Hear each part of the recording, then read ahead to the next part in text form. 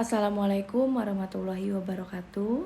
Pertama-tama marilah kita bersyukur kepada Allah Subhanahu wa taala yang telah memberikan kesehatan untuk kita semua.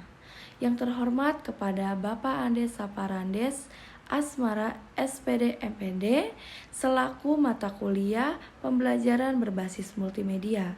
Perkenalkan, nama saya Triwahyuni Purwaningsi dari program studi pendidikan guru sekolah dasar kelas SD 19C.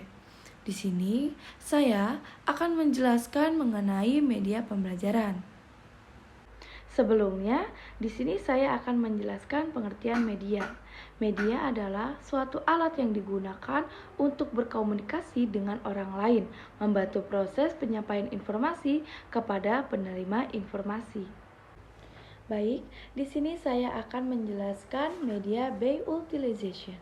Media utilization yaitu media yang menggunakan benda karena sebelumnya sudah menggunakan komodit perdagangan dan terdapat di pasaran luas dalam keadaan setiap pakai. Contohnya adalah benda sebenarnya, lingkungan, narasumber, fenomena alam, dan lainnya. Kemudian, di sini saya akan menjelaskan pola pemanfaatan media. Yang pertama ada pola pemanfaatan media di situasi kelas. Pemanfaatan dalam situasi kelas adalah penggunaannya dipadukan dengan proses belajar mengajar dalam situasi kelas dan di dalam merencanakan pemanfaatannya harus mempertimbangkan hal-hal tertentu. Kemudian yang kedua yaitu pola pemanfaatan di luar situasi kelas. Dalam hal ini, media tidak secara langsung dikendalikan oleh guru, namun digunakan oleh siswa sendiri tanpa instruksi guru atau melalui pengontrolan oleh orang tua sendiri. Di sini saya akan menjelaskan kelebihan dan kekurangan media by utilization. Yang pertama yaitu kelebihan media by utilization, yaitu hemat dalam waktu, tenaga, maupun biaya. Untuk pengadamnya sebaliknya mempersiapkan media yang dirancang atau media desain secara khusus untuk memenuhi kebutuhan tertentu, maka akan banyak waktu, tenaga, maupun biaya. Karena untuk tenaga maupun biaya yaitu harus mendapatkan kemampuan dan kebenaran yang diperlukan, serangkaian kegiatan validasi atau prototipnya. Kekurangan media by utilization ialah kemungkinan untuk mendapatkan media jadi yang harus sepenuhnya dapat itu sesuai dengan tujuan atau kebutuhan pembelajarannya. Kemudian di sini saya akan menjelaskan mengenai media visual. Media visual adalah media yang mengandalkan indera penglihatan atau mata. Jadi, semua media yang bisa dilihat yaitu adalah media visual. Media visual juga bisa digunakan untuk seluruh materi pembelajaran. Dan penggunaan media visual bisa membantu literasi peserta didik. Tipe media visual bisa berupa gambar, foto, tabel, grafik, atau poster. Kekurangan dan kelebihan dalam media visual. Kelebihannya yang pertama yaitu tersedia dengan mudah. Yang kedua, mudah disiapkan. Yang ketiga yaitu murah. Yang keempat, sederhana. Yang kelima, mudah digunakan. Dan yang terakhir yaitu interaktif. Kekurangan media visual yaitu pertama, 2 dimensi.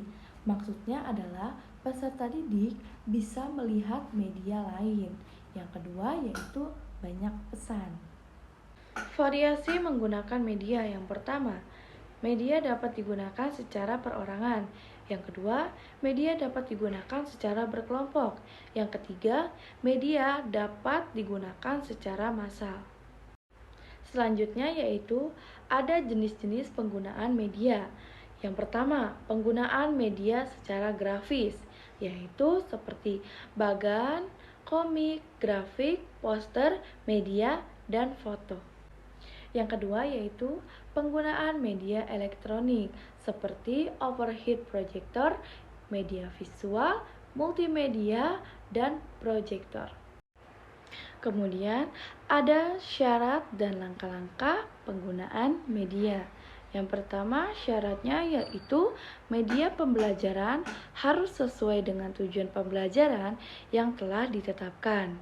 Yang kedua, media pembelajaran tertentu merupakan media yang dapat dilihat atau didengar. Yang ketiga yaitu media pembelajaran yang digunakan dapat merespons siswa belajar. Yang keempat yaitu media pembelajaran juga harus sesuai dengan kondisi individu siswa. Yang kelima, media pembelajaran tersebut merupakan perantara atau medium dalam proses pembelajaran siswa. Langkah-langkah memanfaatkan media. Yang pertama yaitu persiapan sebelum menggunakan media. Maksudnya adalah jika penggunaan media agar dapat belajar dengan baik, maka perlu persiapan dengan baik pula. Yang kedua yaitu kegiatan selama menggunakan media. Maksudnya adalah dalam pelaksanaan pembelajaran dengan menggunakan media harus dijaga suasana ketenangan atau hindari gangguan-gangguan yang mengganggu perhatian atau konsentrasi. Yang ketiga yaitu kegiatan tindak lanjut. Maksudnya adalah tindakan yang dilakukan untuk menelaah atau menduga apakah tujuan telah tercapai dan juga memanfaatkan pemahaman terhadap materi pembelajaran yang disampaikan melalui media tersebut. Dari penjelasan yang sudah saya bahas tadi, maka kesimpulannya adalah media by utilization atau media tanpa rancangan atau juga bisa disebut media jadi merupakan media yang menggunakan benda sebenarnya karena sudah merupakan komoditi perdagangan dan terdapat di pasaran luas dalam keadaan siap pakai. Contohnya adalah benda sebenarnya, yaitu lingkungan, narasumber, fenomena alam, dan lainnya. Proses pemanfaatan media merupakan proses pengambilan keputusan berdasarkan spesifikasi desain pembelajaran. Sekian penjelasan materi pembelajaran dari saya. Mohon maaf bila ada kata-kata yang salah atau yang kurang tepat.